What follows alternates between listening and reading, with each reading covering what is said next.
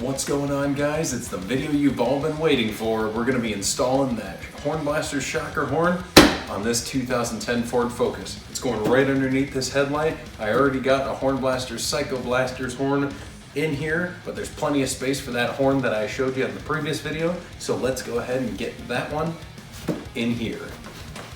So the first step in getting underneath the headlight is you have to remove the grill on the front. And to do that, you're going to take a flathead screwdriver and pop out these little quick snaps. I don't know if that's the actual name that they're called, but that's what I'm calling them here. And they pop out nice and easily. There's supposed to be 4 of them on this particular grill, but I don't know what happened to this one right here. But it holds it in place just fine, especially since there are quick snaps on the bottom as well. Those are ones that you just give it a good tug and they come right off. So now that we have the quick snaps removed, the next step is to just grab a good hold of the grill and just give it a good jerk. Sometimes it's easier than others to get it off, but don't be shy about pulling them. This is exactly how they were designed to come off. Which, the first time I did this, I was a little afraid to, because I was afraid I was going to break it, but who knew that you could just snap a car together as easy as 1, 2, 3.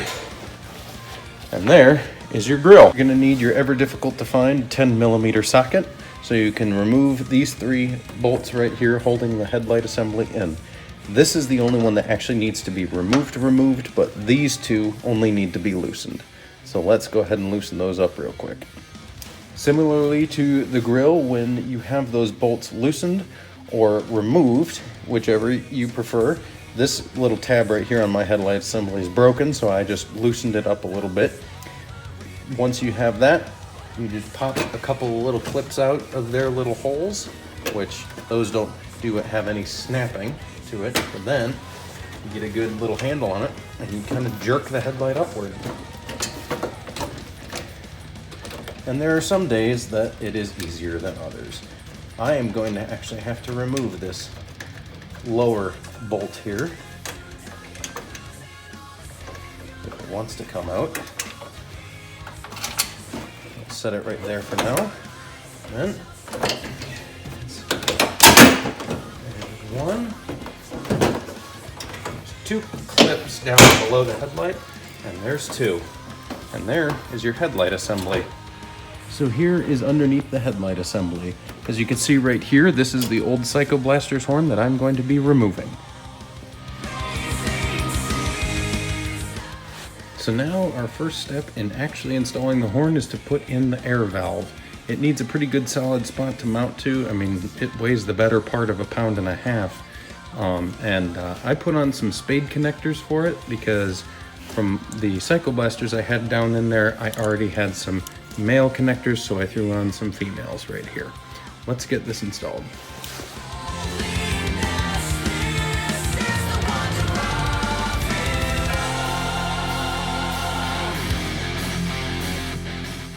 So off camera, I actually ended up getting the valve placed and the horns put in. You can't see them from oh, there you can. That is the longest horn right there.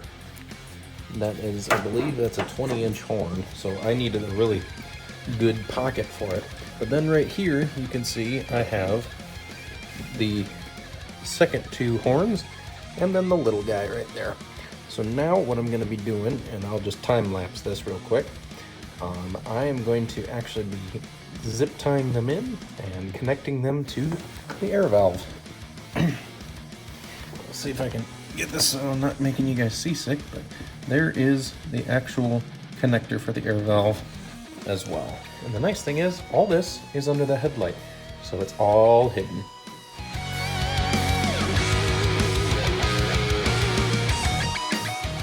So before I zip tied everything down, I wanted to show you the finished product of the air tubing for each of the horns.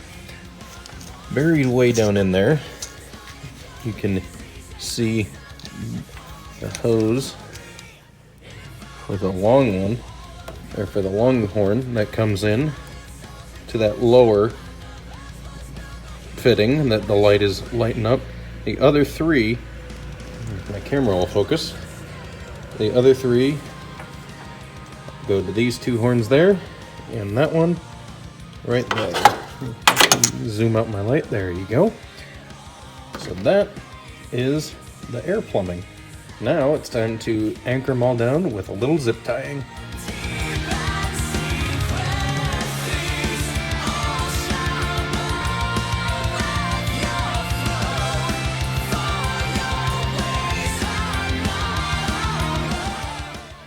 So there you have it, all anchored in. We're using a bunch of the framework of the car to zip tie to. You can see I got the short horn right there, and these two horns over here anchored in there.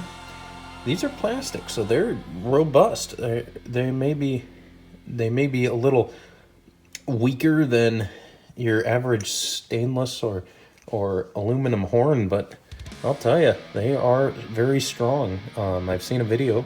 The CEO of Hornblasters, Matt Heller, actually standing on these horns on their sides, and they don't break. So I trust that a couple of zip ties will hold them in place, especially given the fact that they're behind the bumper of this car and the corner panel here. So I think they'll be good. I've had them in the same spot on an 08 Honda Fit before, and they did just fine. So let's go ahead and start buttoning this car up. But I just remembered, before I do that, I will jack the car up and take you guys underneath to show you where I have the long horn, because I'm certain a couple of you are going to be curious about where I put that. So here we are underneath. That is the driver's side wheel right over there. And here is our big 20-incher. This is a skid plate that it's zip tied to right there. And up behind here, I got it zip tied to one of the radiator fan guards, and I actually double checked and it does clear. So this is where the horn empties out, if you will, and you can see it's right next to the oil filter, and there's plenty of space there for me to do the oil change on it later today. So that is where all the horns mount to. So let's go ahead and move on to the next step of buttoning the car all back up, and then we can test fire it.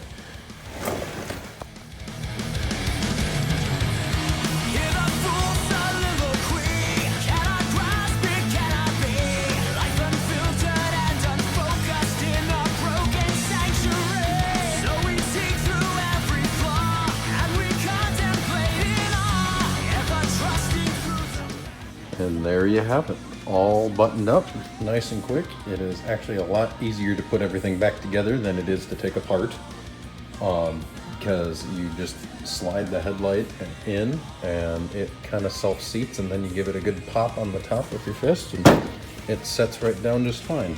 Same thing with the grill.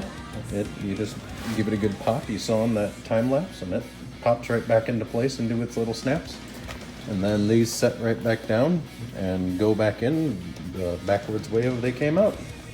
So let's go open the air valve. Alright guys, thanks so much for watching. This has been a fun project for me, especially because I've always wanted to put a shocker horn on this car and finally had the opportunity to do it. So once again, big shout out to Hornblasters for hooking me up with this awesome horn. If you want to get this horn, I'll leave a link in the description for it. They also sell this with a complete air kit that you can put in the back of your car. I don't know if I showed you. I think I showed you in the beginning of the video what the air system looks like in this car. It's something I kind of hodgepodge together. It's not one of the fancy systems like what Hornblasters sells.